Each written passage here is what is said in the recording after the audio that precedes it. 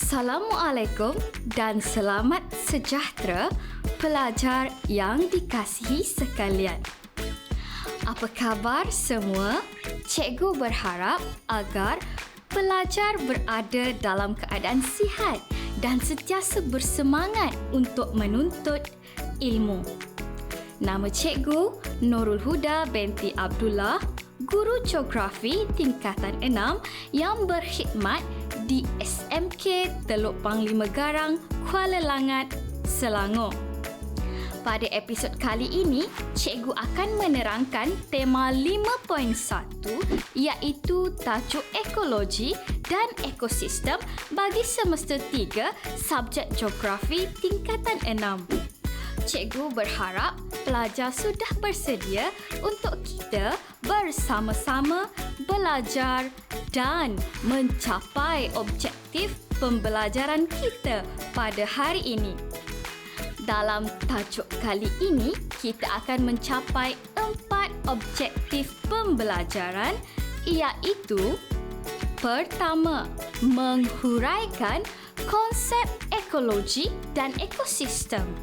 Kedua, menjelaskan komponen asas ekosistem. Ketiga, menghuraikan fungsi ekosistem. Dan yang keempat, menyatakan jenis ekosistem. Sebelum pembelajaran hari ini bermula, marilah kita bersama-sama menonton video yang akan dipaparkan dan pelajar diminta untuk menyenaraikan jenis habitat, haiwan yang menghuni habitat berkenaan dan makanan yang dimakan oleh haiwan berkenaan.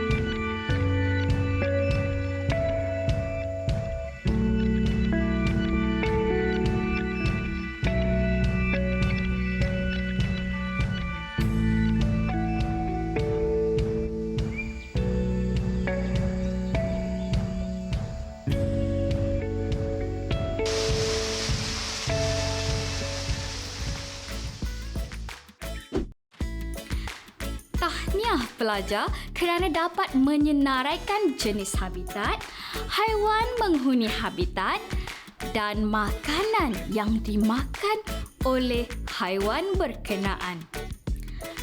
Ya, di dalam video berkenaan, habitat yang dipaparkan adalah hutan.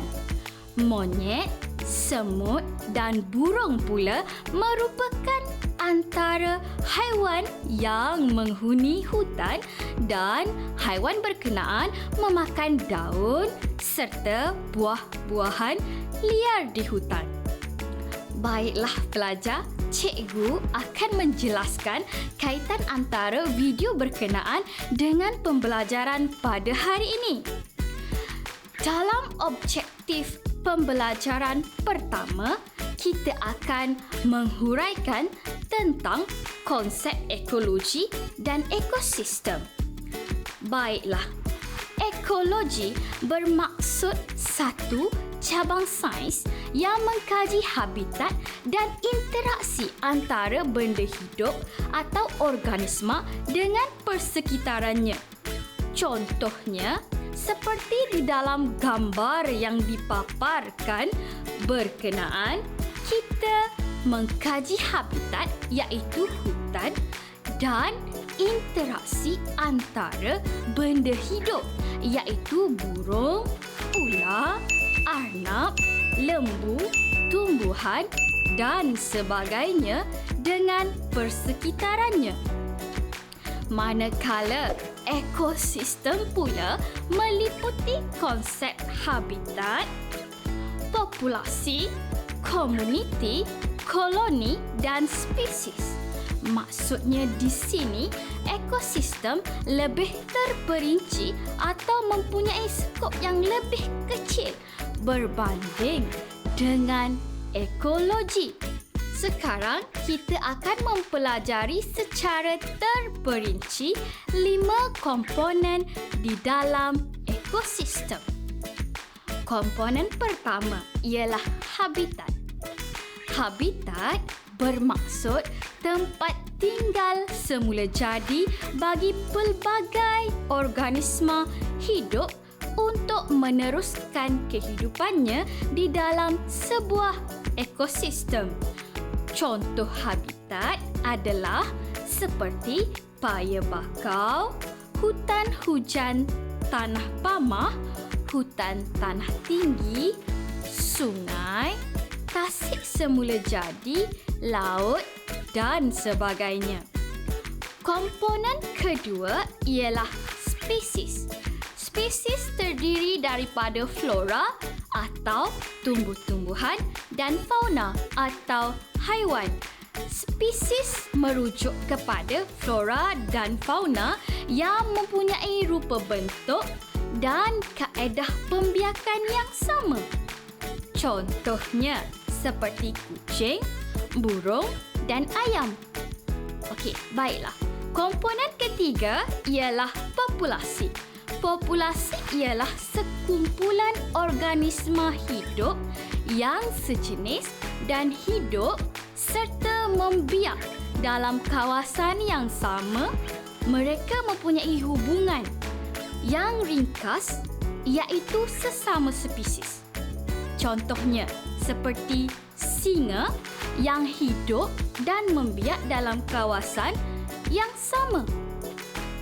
Seterusnya, komponen yang keempat ialah komuniti. Komuniti merupakan pelbagai jenis populasi haiwan dan tumbuhan yang hidup bersama-sama dan saling berinteraksi serta mempengaruhi antara satu sama lain. Mereka memiliki hubungan yang kompleks. Contohnya, populasi kuda belang, populasi rusa dan populasi kerbau yang hidup bersama-sama membentuk sebuah komuniti. Komponen yang kelima ialah koloni. Koloni melibatkan organisma hidup yang hidup secara berkumpulan dan bekerjasama antara satu sama lain dalam mencari makanan, membina kawasan perlindungan dan mempertahankan keselamatan bagi kelangsungan hidup kumpulan berkenaan. Contoh haiwan koloni ialah semut, anai-anai, kerengga dan lebah. Oleh itu, dapat disimpulkan bahawa ekosistem ialah pelbagai jenis haiwan dan tumbuhan yang hidup bersama-sama dan saling berinteraksi antara satu sama lain melibatkan komponen biotik atau bukan hidupan dan abiotik atau hidupan. Jelas di sini bahawa ekologi melibatkan kajian yang besar kepada seluruh habitat dan interaksi antara penghuni habitat dan persekitarannya. Manakala ekosistem pula melibatkan komponen yang lebih terperinci yang saling berinteraksi antara satu sama lain. Baiklah pelajar, kita akan meneruskan objektif pembelajaran yang kedua iaitu menjelaskan komponen asas ekosistem yang terdiri daripada biotik dan abiotik. Pelajar, jika pelajar perasan, dalam konsep ekosistem sebentar tadi, sudah cikgu sebutkan bahawa komponen biotik merupakan hidupan dan abiotik pula bukan hidupan. Oleh itu, pelajar, marilah kita mengenali komponen biotik dan komponen abiotik dengan lebih terperinci. Pelajar, biotik merupakan komponen hidupan seperti pengeluar, pengguna dan pengurai. Pengeluar di sini ialah tumbuh-tumbuhan yang membuat makanan sendiri atau dikenali juga sebagai autotrof.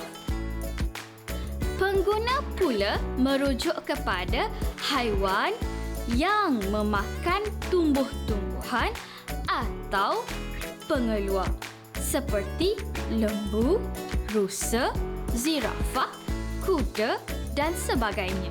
Selain itu, pengguna juga termasuk binatang lain yang memakan binatang lain atau lebih dikenali sebagai haiwan pemangsa seperti harimau, singa, ular dan lain-lain lagi.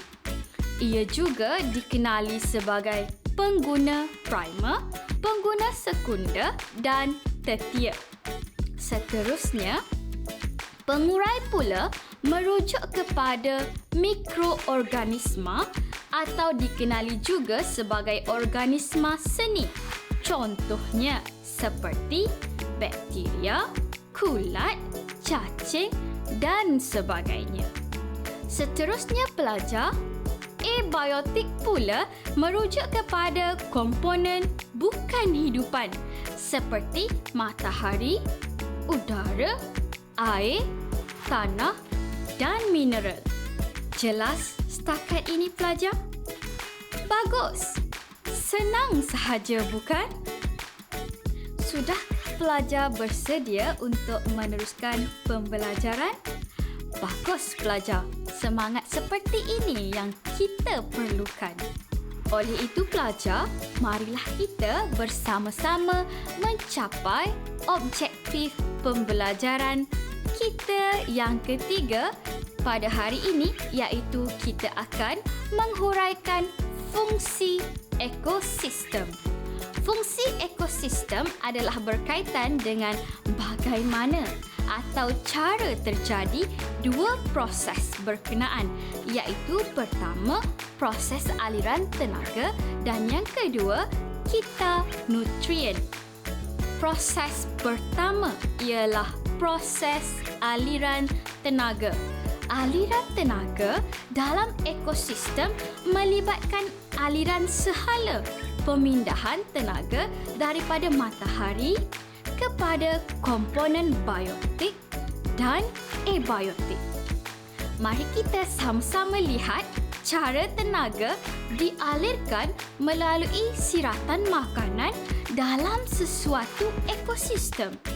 Peranan tenaga atau bahangan suria atau dikenali juga bahangan matahari terhadap tumbuhan dan haiwan sangat penting kerana matahari merupakan punca atau pembekal tenaga utama dalam siratan makanan. Baiklah, mari kita lihat prosesnya secara terperinci. Pertama, tumbuhan atau pengeluar atau dikenali juga sebagai komponen autotrof akan mendapat tenaga haba daripada matahari secara langsung.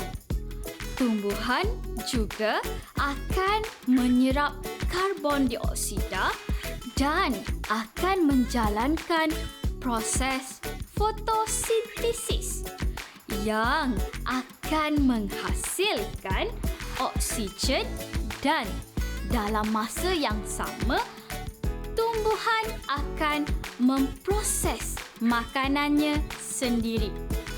Tenaga kimia yang dihasilkan seperti karbohidrat, protein dan asid akan disimpan dalam tumbuhan serta digunakan untuk tumbesaran pokok atau pembiakan pokok. Kedua, pengguna primer atau pengguna pertama yang terdiri daripada haiwan herbivor seperti arnab dan lembu akan memakan tumbuhan atau pengeluar. Oleh itu, 10% tenaga yang disimpan dalam tumbuhan akan dipindahkan kepada pengguna pertama atau haiwan herbivor. Tenaga yang diperolehi akan digunakan oleh pengguna pertama iaitu arnab untuk bergerak, membesar dan membiak. Ketiga, pengguna sekunder atau pengguna kedua yang terdiri daripada haiwan karnivor seperti ular sawa akan memakan pengguna pertama iaitu arnab dan 10% tenaga kimia daripada pengguna pertama iaitu arnab akan dipindahkan dari pengguna pertama arnab kepada pengguna kedua iaitu ular sawa. Tenaga yang dipindahkan akan digunakan oleh pengguna kedua iaitu ular sawa untuk membolehkan pengguna kedua ular sawa bergerak, membesar dan membiak. Keempat, pengguna kedua atau pengguna sekunder iaitu ular akan dimakan oleh pengguna tertia atau pengguna ketiga. Ianya terdiri daripada binatang karnivor dan omnivor, contohnya seperti helang. Pemindahan tenaga sebanyak 10% akan diperolehi pengguna ketiga iaitu helang. Tenaga yang diperolehi akan digunakan oleh pengguna tertia iaitu helang untuk membesar, bergerak dan membiak. Akhir sekali, pengeluar, pengguna primer, pengguna sekunder dan pengguna tertia akan mati.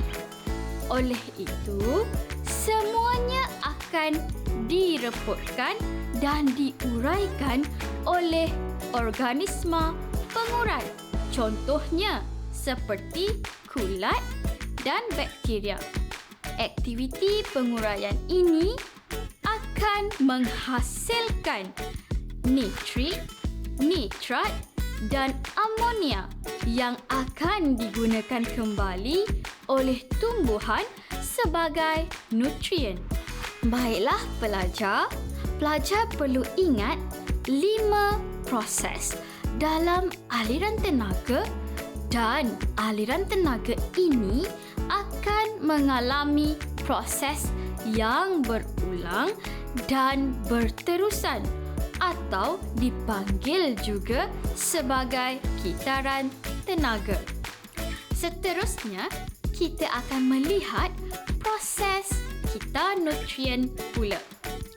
Kitar bermaksud sesuatu yang akan berlaku secara berulang atau berterusan.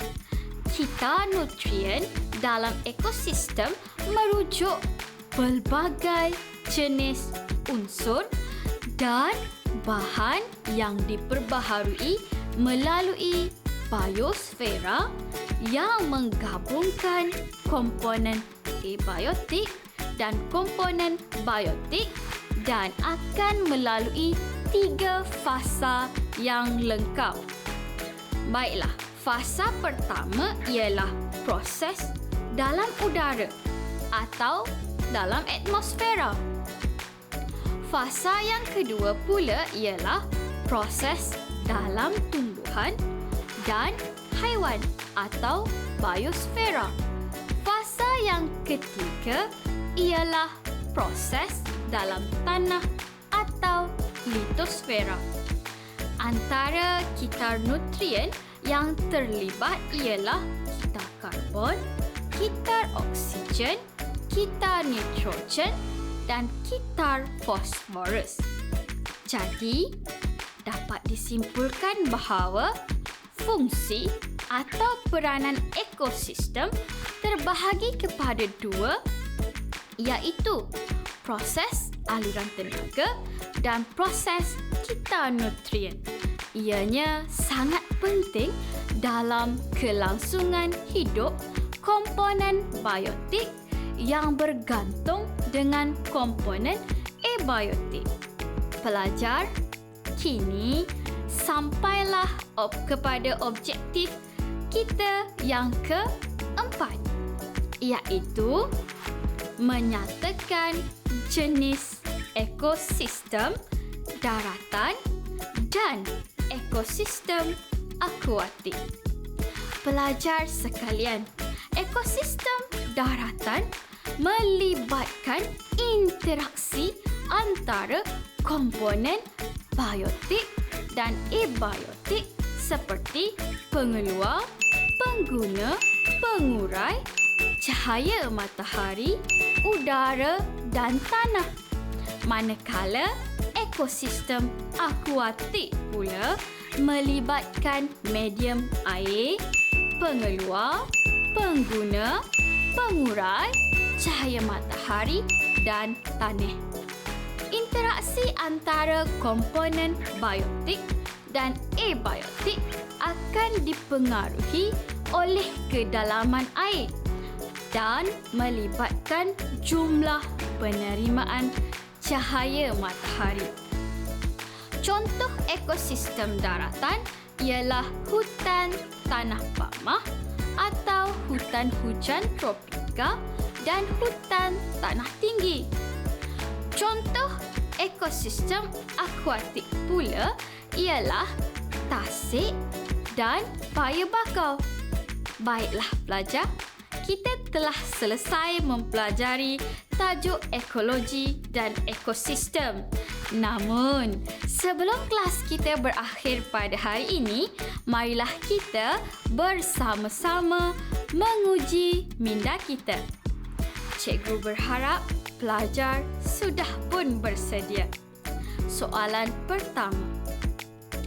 Ekosistem meliputi 5 konsep, iaitu habitat, populasi, komuniti, koloni dan spesies.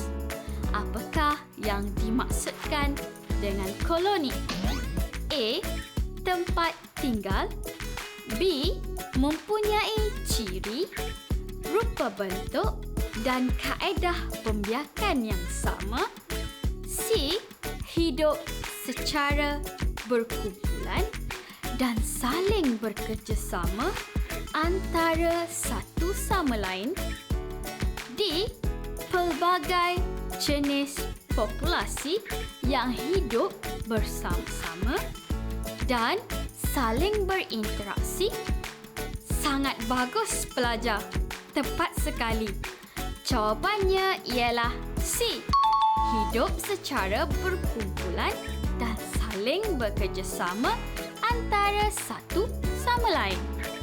Mari kita lihat pula soalan yang kedua. Ekosistem daratan melibatkan pengeluar, pengguna, pengurai, cahaya matahari, udara dan tanah. B. Air, pengeluar, pengguna, pengurai, cahaya matahari dan tanah. C. Pengeluar, pengguna, pengurai dan cahaya matahari. D. Pengguna, pengurai, cahaya matahari dan tanah. Ya, betul pelajar. Jawapannya ialah A. Ekosistem daratan melibatkan pengeluar, pengguna, pengurai, cahaya matahari, udara dan tanah. Pelajar-pelajar, sekian sahaja sesi pembelajaran kita pada kali ini. Cikgu berharap agar pelajar berjaya menguasai keempat-empat objektif pembelajaran kita pada hari ini. Sehingga kita berjumpa lagi. Assalamualaikum dan selamat sejahtera. Selamat maju jaya semua.